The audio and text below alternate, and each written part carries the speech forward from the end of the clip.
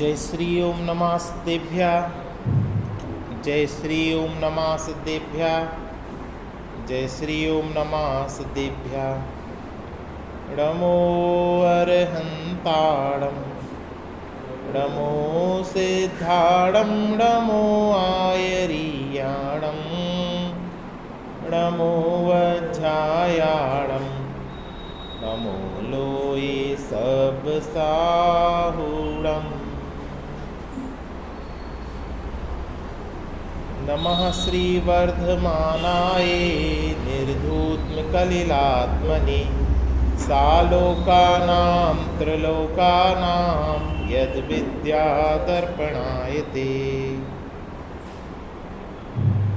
वीतरागी सर्वज्ञ देव जय मंत्र पढ़ते हैं। यह आवाज़ थोड़ी तेज करना कहाँ से।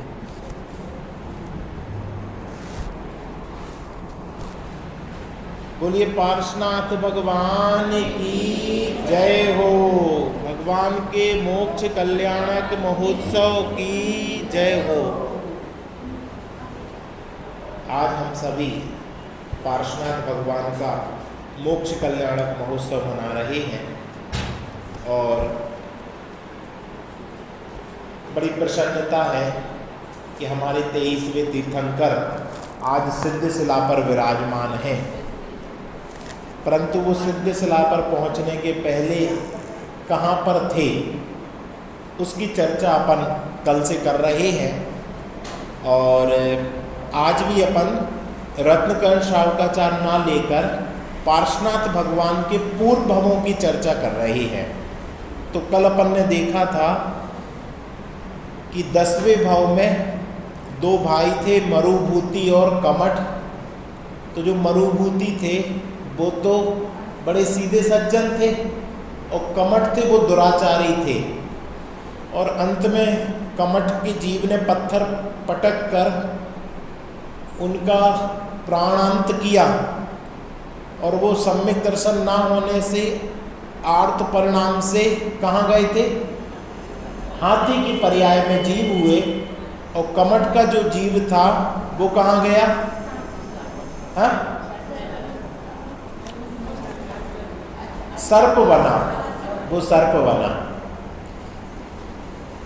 इसके बाद वो हाथी की पर्याय में उस जीव ने कैसे सम्यक दर्शन प्राप्त किया और सम्यक दर्शन प्राप्त करके अपना मोक्ष मार्ग प्रशस्त किया। और कमठ का जीव सर्प बना था, उसने उसको डस लिया और डसने के बाद जो पार्श्वनाथ भगवान का जीव था वो तो 12वें स्वर्ग में गया, नहीं 12वें, थोड़ा सुधार कर लेना, 12वें स्वर्ग में गया और सर्प का जीव 5वें नरक में गया। इतना सबको स्पष्ट कल अपन की घटना से हो गया था। अब ये 12वें स्वर्ग में जो देव हुए हैं 16वें में जाएंगे, अभी अगले भवों में जाएंगे। तो 12वें स्वर्ग में जब इनका जन्म हुआ, आत्मज्ञान तो प्राप्त था ही, समाधि मरण करके वो गए थे। तो वहाँ पर शशिप्रभ नाम के देव हुए। कौन से नाम के? शशिप्रभ। और स्वर्ग की दिव्य विभूति देखकर आश्चर्यचकित हो गए। अवधि ज्ञान से जाना कि मैंने हाथी के पूर्व भाव में धर्म की आराधना सहित व्रतों का पालन किया था, उसका यह फल है। ऐसा जानकर उसे धर्म के प्रति विशेष सम्मान की भावना हुई। स्वर्ग क्यों मिला और वैमानिक देव क्यों बने? क्योंकि सम्यक दर्शन सहित व्रतों का पालन करके धर्म के प्रति विशेष सम्मान की भावना। कितनी सुंदर पंक्ति है। क्या हमें धर्म का सम्मान है, विशेष सम्मान है? हमारी सारी चीजों में धर्म सर्वोपरि है, धर्म के लिए ही हमारा पूरा जीवन है। ऐसी भावना पूर्वक वो वहाँ पर जन्म लिया।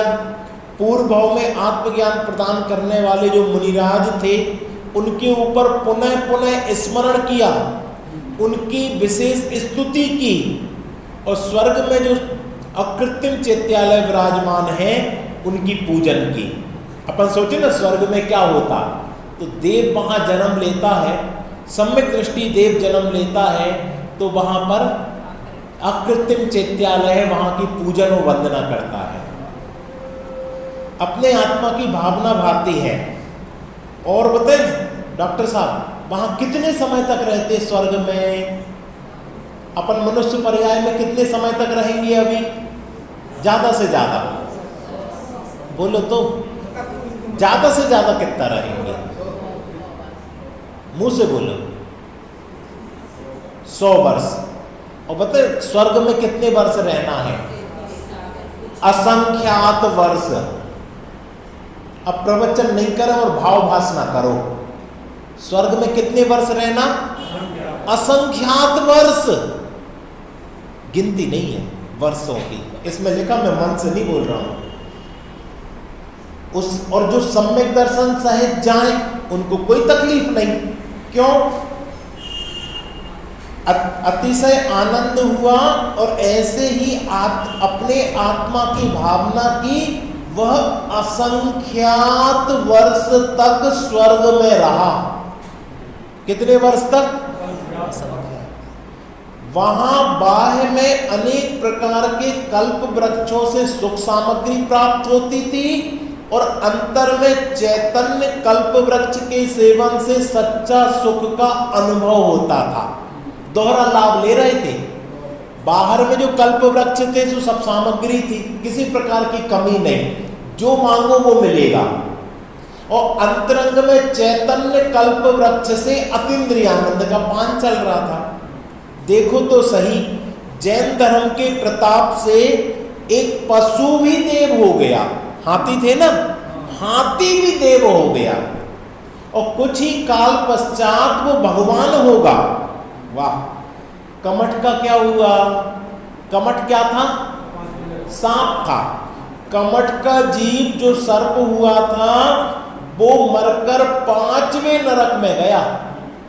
क्यों गया? क्योंकि इसने हाथी को डसा था ना, पूर्व भाव के बैर के संस्कार के कारण।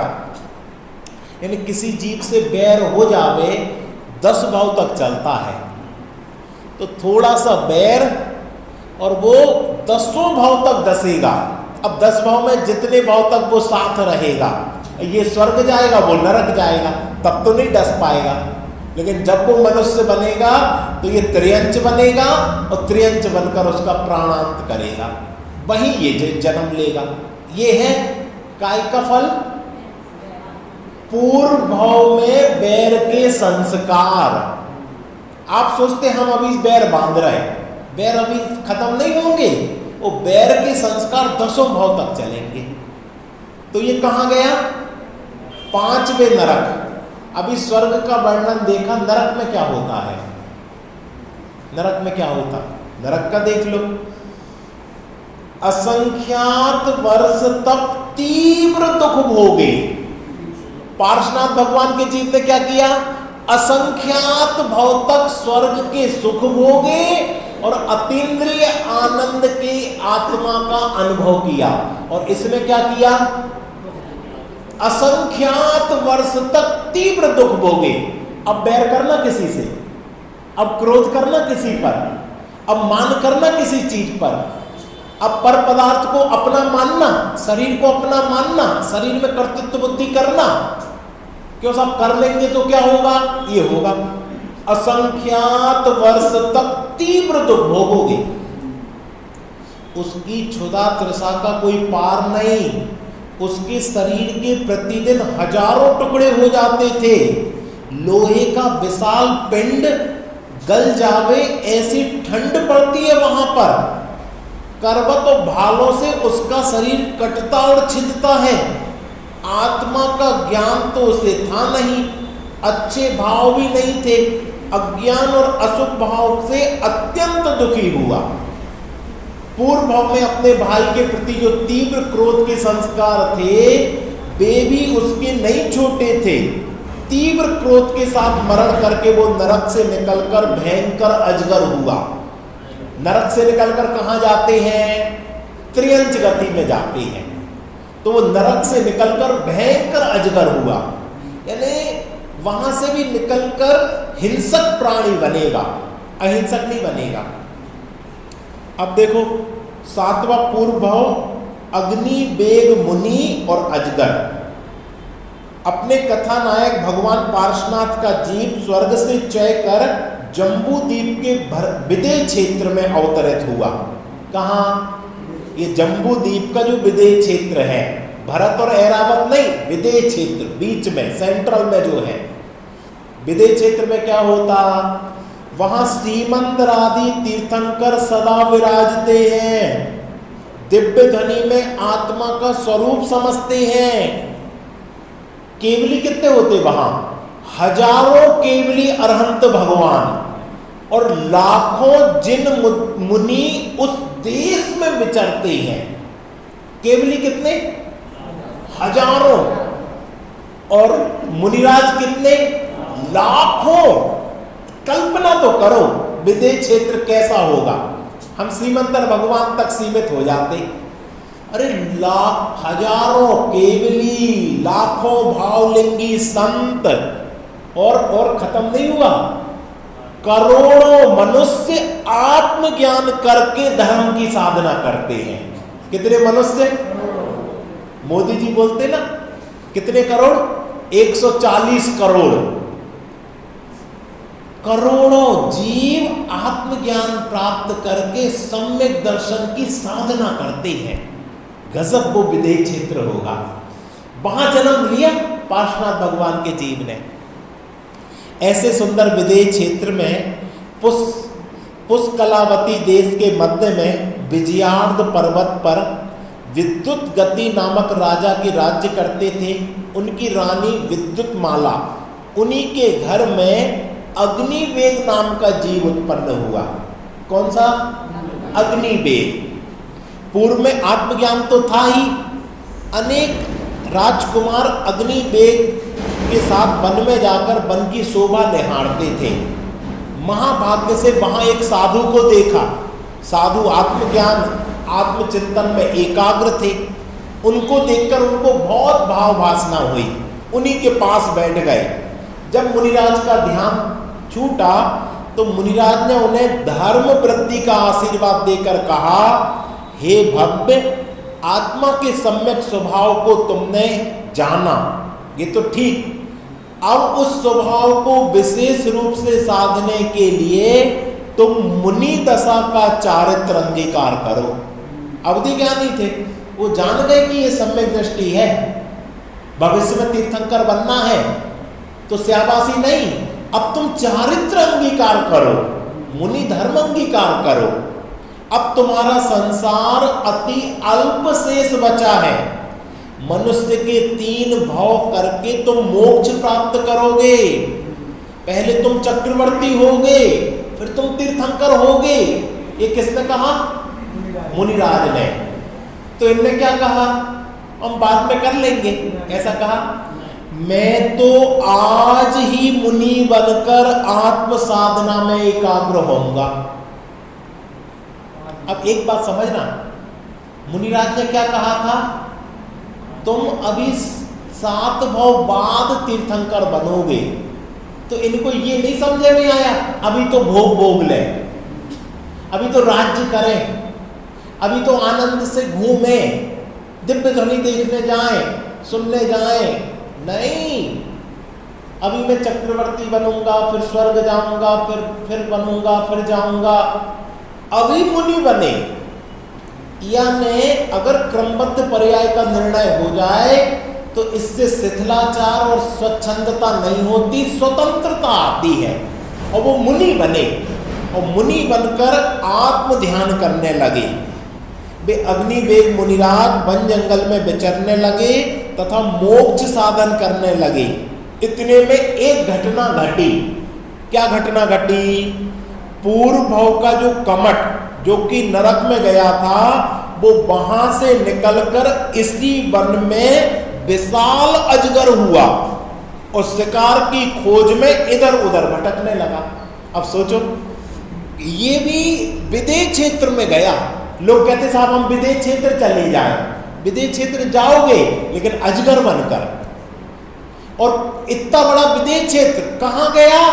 जिस वन में ये तपस्या कर रहे थे। कौन तपस्या कर रहे थे? अग्निवेग मुनिराज। और भूख की तलाश में अजगर, आप लोग जानते क्या होता?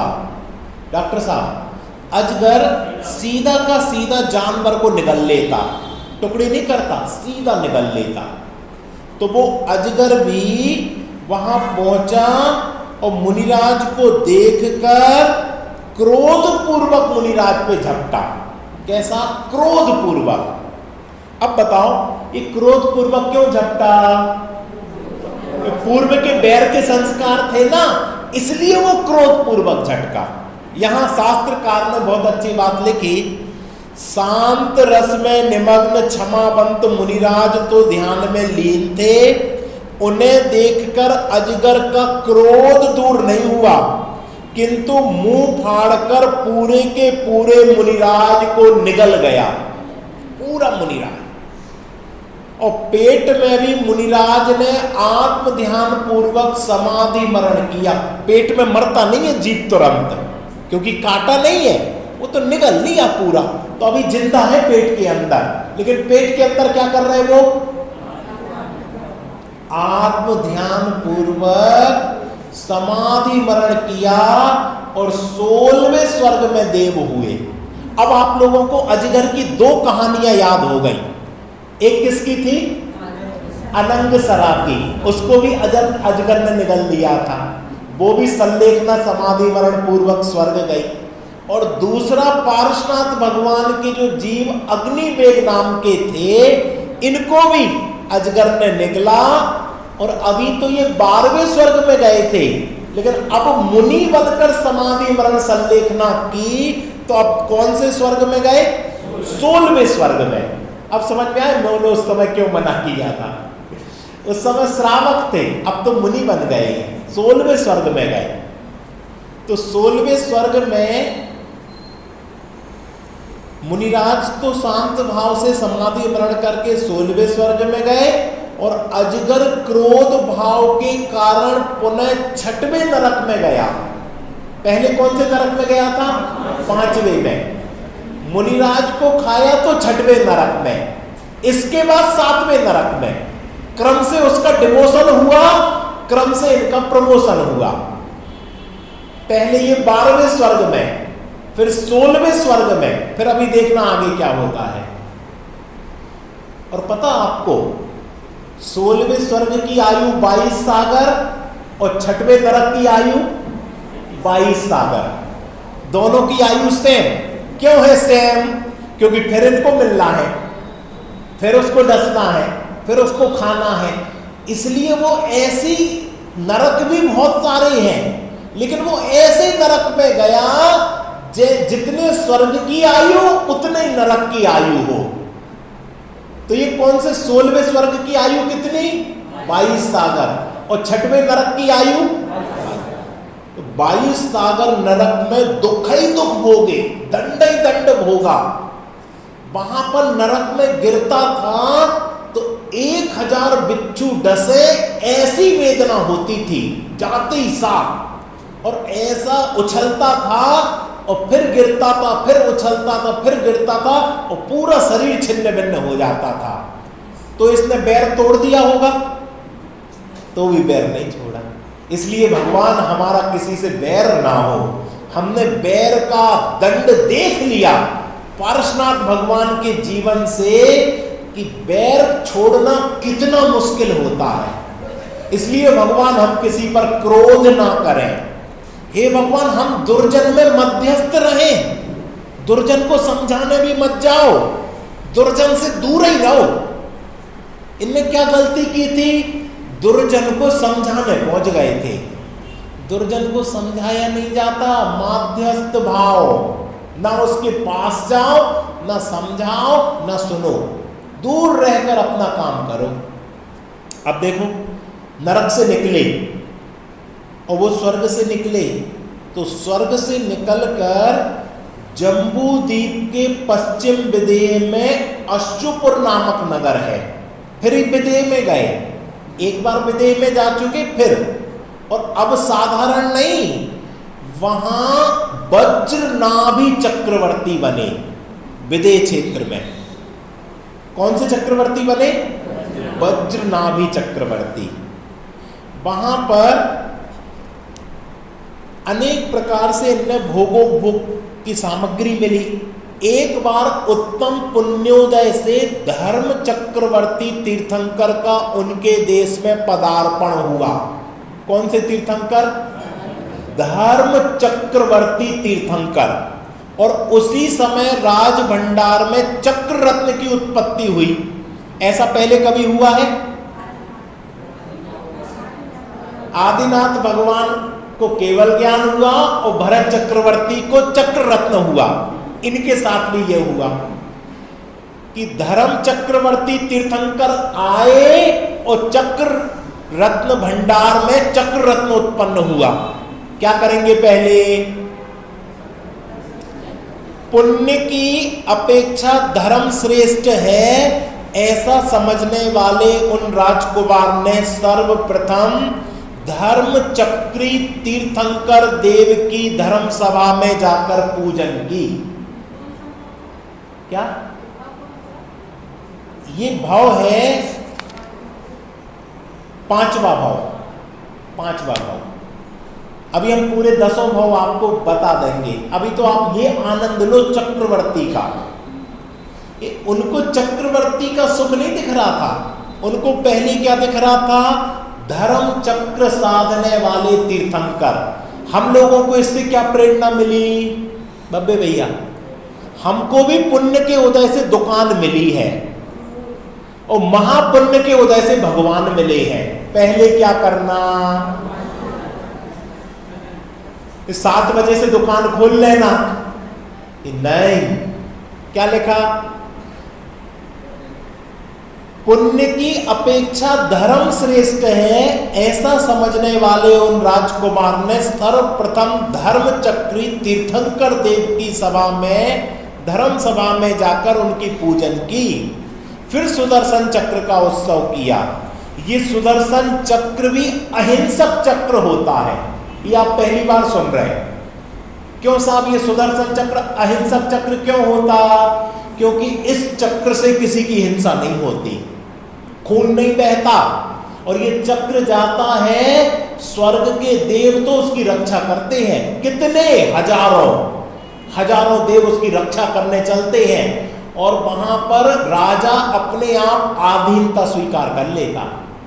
ऐसे चक्र रत्न को देखने पहले नहीं गए। पहले कहां गए? प्रथम देव अरहंत, सबसे पहले अरहंत देव के दर्शन किए। हे भगवान, मेरे जीवन में वो दिन कब आए जब हम संसार के सभी कामों को छोड़कर सबसे पहले भगवान के दर्शन करें, उनकी पूजन करें, प्रक्षाल करें, उनके माध्यम से अपने परिणामों को विशुद्ध करें, फिर संसार के कोई काम करें। फिर क्या हुआ? एक बार उनकी नगरी में क्षयमंकर मुनिराज पधारे। कौन से मुनिराज? क्षयमंकर मुनिराज। उनकी मुद्रा प्रसम रस झड़ती वीतरागता देखकर अवधि ज्ञानी के धारी थे वज्रनाभि चक्रवर्ती उनके दर्शन करने गए। उनको देखते ही नेत्रों से आनंद उमड़ने लगा। धन्य रत्नत्रयधारी मुनिराज, आपकी वीतरागी 3 रत्नों के समक्ष यह चक्रवर्ती के 14 रत्न बिल्कुल तुच्छ हैं। क्या कहा? आपके रत्नत्रय के सामने ये मेरे 14 रत्न कैसे हैं? तुच्छ हैं, कोई कीमत नहीं है। हे भगवान, वो रत्नत्रय हम कब प्राप्त करें? ऐसी भावना। इस प्रकार अत्यंत भक्ति पूर्वक मुनिराज की वंदना स्तवन करके आत्महित का उपदेश सुनने की जिज्ञासा प्रकट की। ये नहीं कहा हम सम्यक दृष्टि हैं, हम भी कुछ जानते हैं, हमें भी सब आता है। नहीं, हे भगवान, हम चक्रवर्ती हैं, ये भी नहीं कहा। क्या कहा? कि आपके रत्नत्रय के सामने हमारे 14 रत्न, और 14 रत्न आपको पता कौन से होते हैं? कोई बताएगा? सारे विश्व में सर्वोत्कृष्ट चीजें होती है, वो होती हैं। हम लोग अभी वहां गए थे, कौन सा मंदिर है वहां, मंदिर में बने थे ये 14 रत्न। मेहरौनी गए थे, उसके पहले नवागढ़, टीकमगढ़ के पास नवागढ़ है, बड़ा गांव के पास, उसमें पूरे 14 रत्न बनाए गए हैं। ये उसमें सर्वोत्कृष्ट घोड़ा, सर्वोत्कृष्ट हाथी, सर्वोत्कृष्ट चीजें उनकी होती हैं। और वो क्या कह रहे हैं? रत्नत्रय के सामने, जैसे आपका उत्कृष्ट महल हो, BMW गाड़ी हो, अच्छे आपके अंगरक्षक हो, सब तुच्छ है रत्नत्रय के सामने, यानी सारा भोग वैभव तुच्छ। तो मुनिराज के सामने कहा कि हे मुनिराज, हम धर्म की कथा, धर्म की चर्चा आपसे सुनना चाहते हैं, आत्मा की चर्चा सुनना चाहते हैं। तो मुनिराज का ध्यान टूटा तो कहा, हे राजन, तुम तो ऐसे वीतराग धर्म की साधना में तत्पर हो, तुम्हें आत्म प्रतीति तो है ही, अब तुम्हारे 3-4 भाव शेष बचे हैं। 3 भाव इसलिए, चौथा भाव में तो पार्श्वनाथ बनेंगे, इसलिए तुम तीर्थंकर होके मोक्ष जाओगे। तो मुनिराज की बात सुनकर उनने उत्तम वैराग्य भावनाएं जागृत की, शरीर भोगों से विरक्त चित्त उदास हुआ और धर्म का उत्साह अत्यधिक बढ़ गया। उन्होंने मुनिराज से अत्यंत विनय पूर्वक मुनि दीक्षा धारण की। कौन से मुनिराज से? क्षेमंकर मुनिराज। किसने की? वज्रनाभि चक्रवर्ती ने। सोचो, जो 6 खंड का स्वामी, वो सब छोड़ दिया। यहां ग्रंथकार ने बहुत सुंदर उपमा घटित की है। क्या की? हे प्रभु, इस दुखमय संसार से मेरा उद्धार करो। अतुल भैया, संसार कैसा है? उनका होगा, अपना तो नहीं। अपना तो सुखमय है ना। अपने देखो सब आज्ञा मानते हैं, निरोगी काया है, खाने पीने की कमी नहीं है, घूमने फिरने की कमी नहीं है। तो अपना संसार कैसा है? ये लगता है सुखमय, थोड़े ही समय में यही दुखमय लगने लग जाता। तो एक बात याद रखना, संसार दुखमय है, मेरा उद्धार करो। रत्नत्रयधारी नौका में भी इस भव समुद्र से पार होना चाहता हूं। संसार में कहीं सुख नहीं है। संबेद शिखर में सुख है कि नहीं? वहां भी सुख नहीं है। क्या बात कह दी आपने? शाश्वत पर्वत अनंत जी मोक्ष गए, नहीं है सुख अतुल संबेद शिखर में, तो कहां सुख है? इसलिए तीर्थंकर भी संसार को त्याग कर मोक्ष की साधना करते हैं। मैं भी मुनि दीक्षा लेकर तीर्थंकर पथ पर चलना चाहता हूं। मुनिराज ने कहा, हे भक्त, तुम्हारी भावना उत्तम है। तुम चक्रवर्ती की संपदा को असार जानकर त्यागने हेतु तत्पर हुए हो, सारभूत रत्नत्रय को धारण करना चाहते हो। असार क्या है? चक्रवर्ती की संपदा। और सार क्या है? रत्नत्रय रूप धर्म। चक्रवर्ती की संपदा, इंद्र सरी के भोग, काग बीटतम गिनत है। वाह! ऐसा कहकर क्षेमंकर मुनिराज ने वज्रनाभि चक्रवर्ती को मुनि दीक्षा दी। वे चक्रवर्ती अब राजपाट छोड़कर जिन मुद्राधारी मुनि हो गए।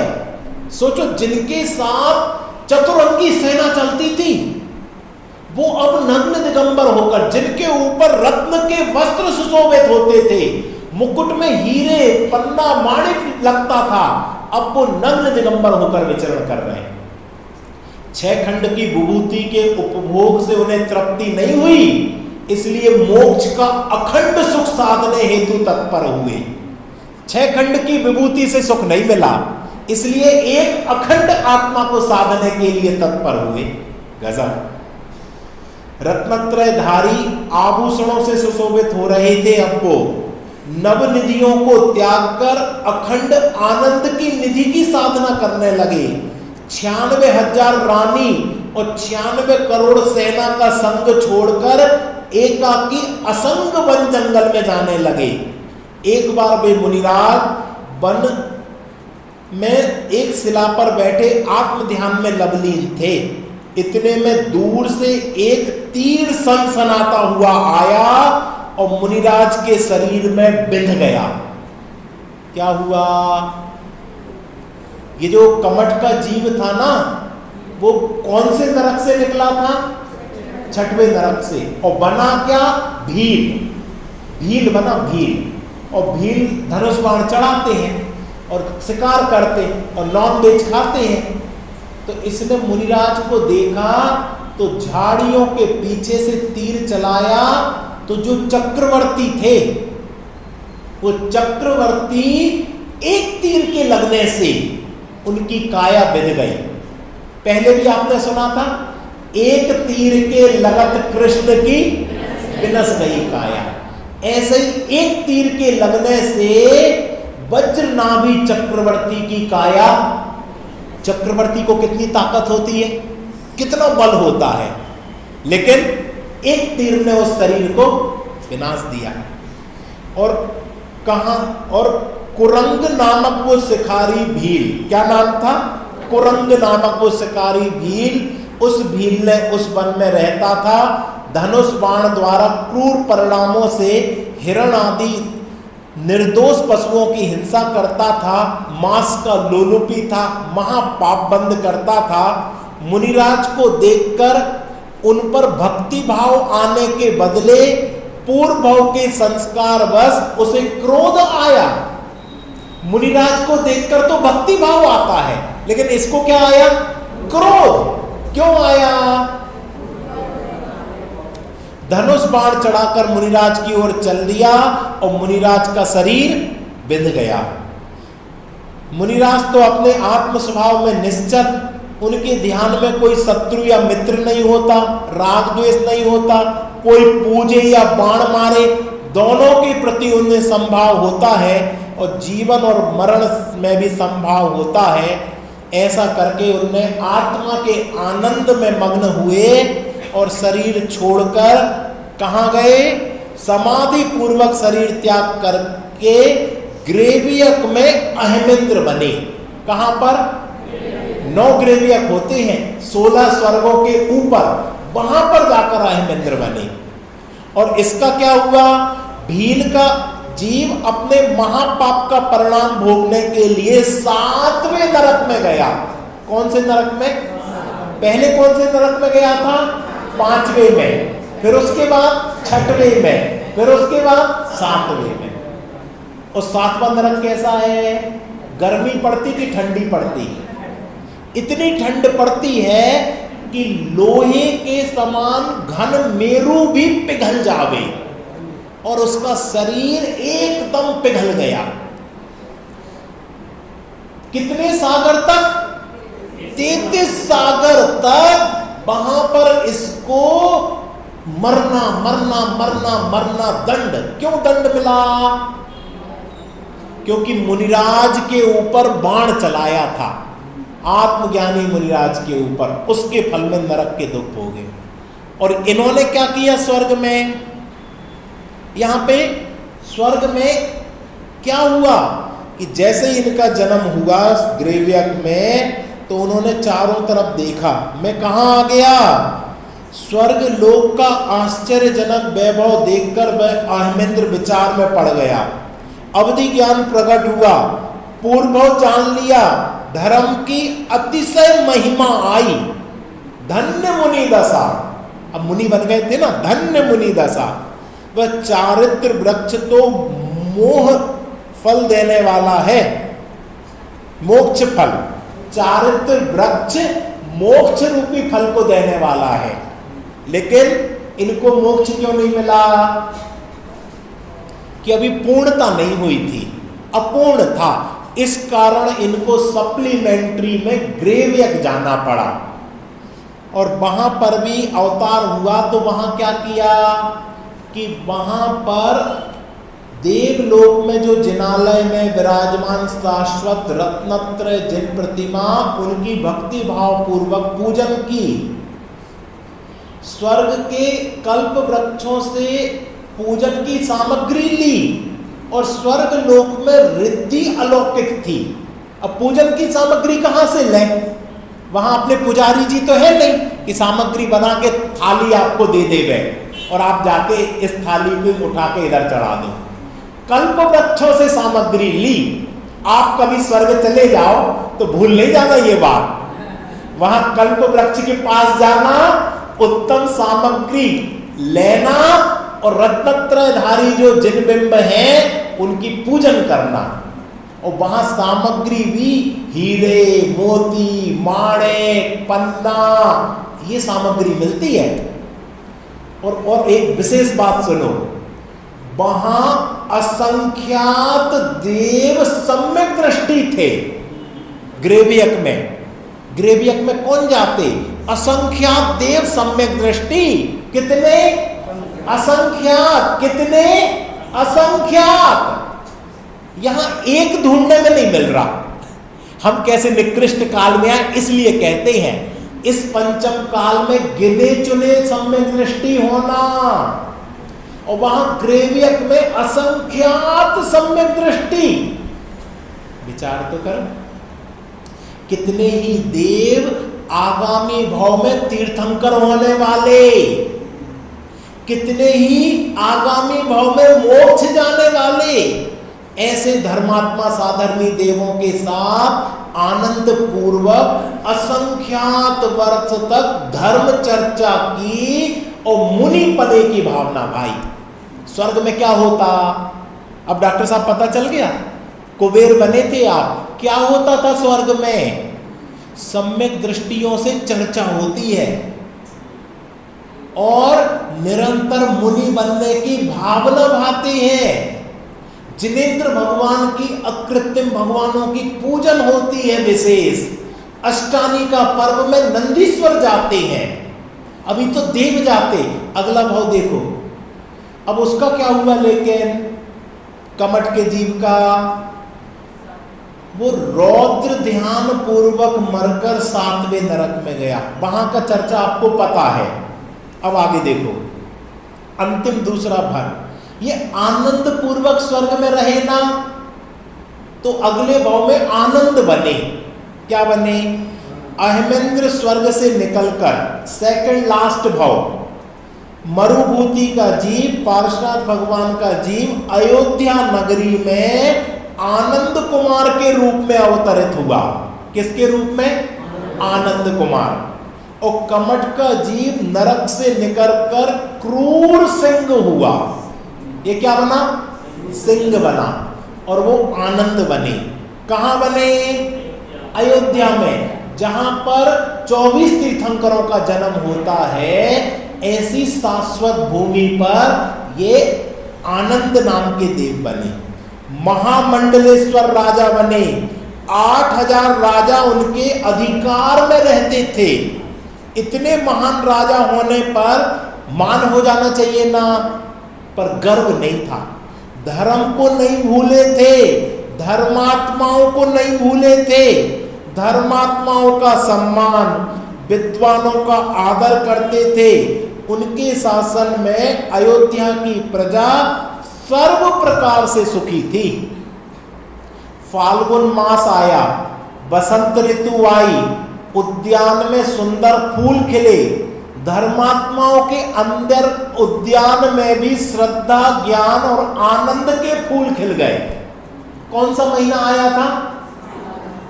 फाल्गुन महीना, बसंत ऋतु। ये क्यों बता रहे हैं? क्योंकि इस महीने में एक और चीज होती है। आप लोग इतने साल के हो गए, कोई बताओ क्या होता है? होली होली है। अष्टमी का महापर्व होता है। क्या? फाल्गुन मास में बसंत ऋतु आई, उद्यान में सुंदर फूल खिले। धर्मात्माओं के अंदर उद्यान में भी श्रद्धा, ज्ञान, आनंद के फूल खिले। आनंद महाराजा सभा में बैठे, धर्म चर्चा द्वारा सबको आनंदित कर रहे थे। इतने में मंत्री ने आकर कहा, हे महाराज, कल से अष्टमी का पर्व प्रारंभ हो रहा है। 8 दिन मंदिर में नंदीश्वर पूजन का आयोजन किया जाए। आप भी इस उत्सव में पधार कर नंदीश्वर जिनालयों की पूजा करें। महाराज ने कहा, इससे उत्तम बात और क्या हो सकती है? बिल्कुल, पूजा रचाओ, धर्म चर्चा करो, दान दो, जिनेंद्र भगवान के गुणगान का चिंतन करो, जैन धर्म की खूब प्रभावना करो। अष्टानी का पर्व चल रहा था। उसी दिन विपुलमती नाम के मुनिराज का जिन मंदिर में आगमन हो गया। एक तो भगवान की पूजन का उत्सव और उसी में मुनिराज का आगमन, सारे नगर में हर्ष छा गया। भक्ति भाव पूर्वक मुनिराज के दर्शन किए, सबने मुनिराज से धर्म कथा सुनी और नंदीश्वर के अकृत्रिम चैत्यालयों की पूजा हुई। कितने बिंब हैं नंदीश्वर में? जिन बिंब कितने हैं? बिल्कुल सही, 52 तो मंदिर हैं और 5616 जिन बिंब हैं। उन बीतरागी जिन बिंब में जिनेंद्र भगवान के समक्ष आत्मा के शुद्धात्म स्वरूप का प्रतिबिंब है।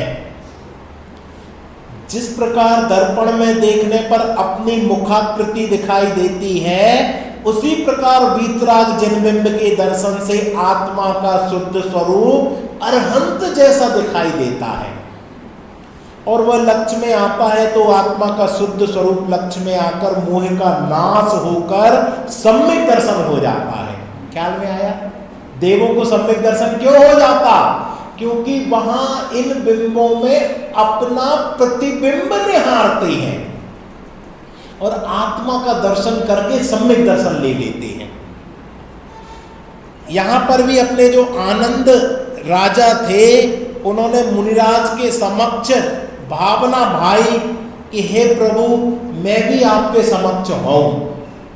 तो वहां पर उनने जब नंदीश्वर की रचना देखी आनंद राजा ने, तो उनने भी अपनी अयोध्या में एक सूर्य विमान बनवाया। कौन सा विमान? सूर्य विमान। उसमें जिनबिंब की पूजा करने के लिए रत्नों की प्रतिमा बनवाई।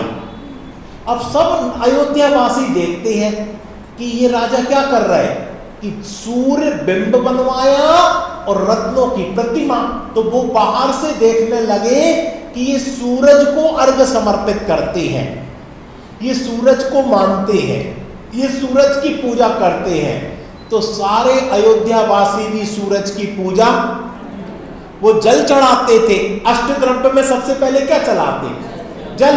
तो वो जल चढ़ाते थे। तो इन लोगों ने भी देख लिया तो वो भी क्या चढ़ाने लगे? जल चढ़ाने लगे। आज तक चल रही वो परंपरा। उनको ये नहीं पता, उनने सूर्य विमान बनाया, जिनबिंब विराजमान किए और फिर वहां अर्घ देते थे। तो ये सूरज को अर्घ देने लगे। फिर एक दिन क्या हुआ? अंतिम बात, उनको अपने सिर पर एक श्वेत बाल देखा। कौन सा? श्वेत। श्वेत यानी सफेद बाल काय का प्रतीक है? वैराग्य का प्रतीक है। और उनको वैराग्य हो उठा और उन्होंने तुरंत ही शीघ्र ही चारित्र दशा को धारण करके आत्म कल्याण की भावना से संसार परिग्रह को छोड़कर शुद्धोपयोगी मुनि बने और 12 भावनाओं का चिंतन करते हुए सागर दत्त मुनि के समीप जाकर दीक्षा ली और शुद्धोपयोग द्वारा आत्मा में एकाग्र हो गए। रत्नत्रय के तेज से दैदीप्यमान हो गए और उसी समय वन में एक घटना घटी। फिर एक घटना क्या घटना?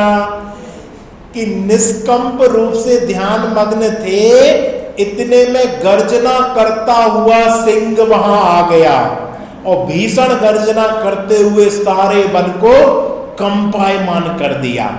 पशु यहां वहां भागने लगे, लेकिन मुनिराज तो किंचित भयभीत नहीं हुए। वे तो निर्भय रूप से अपने ध्यान में लीन थे। सिंह ने छलांग मारकर उनका गला दबोच लिया। हर सिंह ऐसा ही नहीं होता। अपन ने यहाँ एक कुंद आचार्य की फोटो लगाई थी, वहां पर 2 शेर बैठे थे उनके पास में, लेकिन ये शेर ने छलांग क्यों लगाई? ये शांत भाव से क्यों नहीं बैठ गया? ऐसा बैर करना, ऐसा क्रोध करना कि वो शेर भी उनकी शांत मुद्रा को देखकर शांति से नहीं बैठा। वो छलांग मारकर एक बार में गला दबोच लिया सीधा। और गला दबोचा तो क्या हुआ? मुनिराज भगने लगे। उसने गला दबोचा और पंजों से शरीर को फाड़ कर खाने लगा। उसे कहाँ खबर थी कि इस समय इनके जिनके शरीर को खा रहा हूं वे कुछ समय पश्चात मेरे गुरु बनकर मेरा संसार से उद्धार करेंगे। क्या वो खबर नहीं थी? एक भाव बाद ये मेरे गुरु बनेंगे और मुझे भी सम्यक दर्शन प्राप्त होगा और मेरे भी संसार का अभाव का कारण बनेंगे। और वो क्या करने लगा? खाने लगा। सह शरीर को खा रहा था। उस समय मुनिराज अपने उत्कृष्ट क्षमा भाव में ही रहे। उन्होंने सिंह पर किंचित क्रोध नहीं किया। क्यों नहीं किया? क्योंकि उनने क्रोध का फल देख लिया। एक बार क्रोध किया तो 10 भाव तक हमें भोगना पड़ा। इसलिए हम क्रोध नहीं करेंगे, मान नहीं करेंगे, मायाचारी नहीं करेंगे, लोभ नहीं करेंगे, क्योंकि इसका फल हमने देख लिया। और चतुर्विध आराधना की अखंडता सहित प्राणोत्सर्ग करके वे आनत स्वर्ग में इंद्र हुए। कौन से स्वर्ग में? आनत स्वर्ग में। ये कौन से नंबर का है? ये 13वें नंबर का स्वर्ग है 16 स्वर्गों में से। और सिंह भी क्रूर परिणामों से मरकर पुनः नरक में जन्म लिया। ये आनत स्वर्ग में रहे और वहां पर भी इन्होंने भोग सामग्री को अग्नि के समान जाना। विषय रूपी ईंधन से वह कभी शांत नहीं होती। चारित्र जल ही हमें इससे शांत करेगा। ऐसा सम्यक्त सहित आराधना सहित कितने वर्षों तक फिर स्वर्ग में रहे? बोल दो कोई। असंख्यात वर्ष तक। सोचो, लोग चाहते हम स्वर्ग चले जाएं। असंख्यात वर्ष फिर स्वर्ग में रहे। जब स्वर्ग गए असंख्यात वर्ष तक। और वे बारंबार जिन भक्ति का उत्सव करते, देवों की सभा में धर्म चर्चा करते और उपदेश से कितने ही जीवों ने सम्यक दर्शन प्राप्त कर लिया। और इंद्र की आयु जब 6 महीने शेष रही तो वाराणसी नगरी, काशी, जहां से मोदी जी चुनाव लड़ते हैं, आपको अब यही पता है और तो आपको पता नहीं, तो जहां से मोदी जी चुनाव लड़ते हैं, अंतिम 6 महीने बचे तो वहां रत्नों की वर्षा होने लगी। अभी जीव कहां पर है? स्वर्ग में, आनत स्वर्ग में, और यहां रत्नों की वर्षा हो रही है। और तैयारी चलने लगी कि यहां पार्श्वनाथ भगवान का जन्म होगा, जिनका आज अपन मोक्ष कल्याणक मना रहे हैं। उनका अपन ने चरित्र चित्रण देखा है। और आपको पता कमठ का क्या हुआ? वो संबर नाम का देव बनेगा। कौन सा? संबर। अब एक चर्चा और है, कल भी अपन इसकी चर्चा लेंगे। आज तो अपन मोक्ष कल्याणक का बहुत सुंदर दिन है, लेकिन आज अपन ने पूर्व भाव में देखा, हे जीव अब हम क्रोध ना करें, मान ना करें। जिन मंदिर में भगवान के समक्ष हंसी ठिठोली ना करें। अगर हमने भगवान के समक्ष दूसरों की व्यवस्था करने में लग गए तो पाप का बंद होगा कि पुण्य का बंद? एक बार जो व्यवस्था करनी है कर दो। अब जब अपना विधान शुरू हो गया, पूजन शुरू हो गई, अब भगवान के सामने किसी के लिए चटाई मत दो, कुर्सी मत दो, टेबल मत लगवाओ। अब तो बस भगवान है और हम हैं, हमें कोई दूसरा व्यक्ति नहीं दिखना चाहिए। अगर हमें दूसरा व्यक्ति दिखा तो कौन सी गति होगी? मैं नहीं बोल रहा, खुद विचार कर लेना। ऐसे 3 लोग के सामने हमें कोई और दिख जाए, उसकी महिमा आ जाए, उसकी व्यवस्था का भाव आ जाए, तो भगवान कौन सी गति होगी हमारी? इसलिए हम ऐसे चरित्र नायक का जन्म कल्याणक कल मनाएंगे। आज तो मोक्ष कल्याणक मना रहे हैं, जन्म कल्याणक कल मनाकर अपन इस चर्चा को पूरी करेंगे। सहजानंदे शुद्ध स्वरूपी अविनाशी में आत्म स्वरूप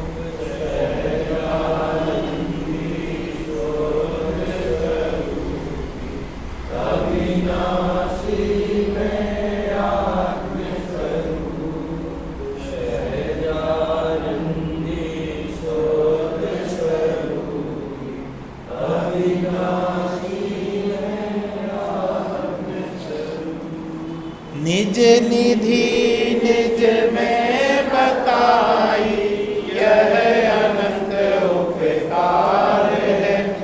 उसके लिए जिन वाणी माँ को वंदना शतबार है। उसके लिए जिन वाणी माँ को वंदना शतबार।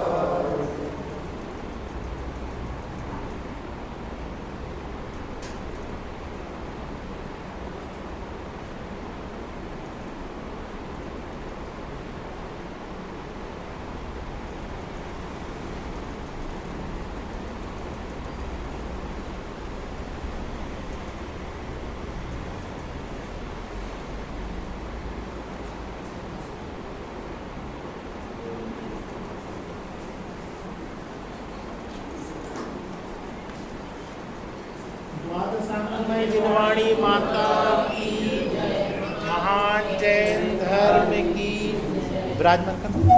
आज दोपहर में महिला मंडल की तरफ से पार्श्वनाथ पंच कल्याणक बंद कर दिया, चालू करना।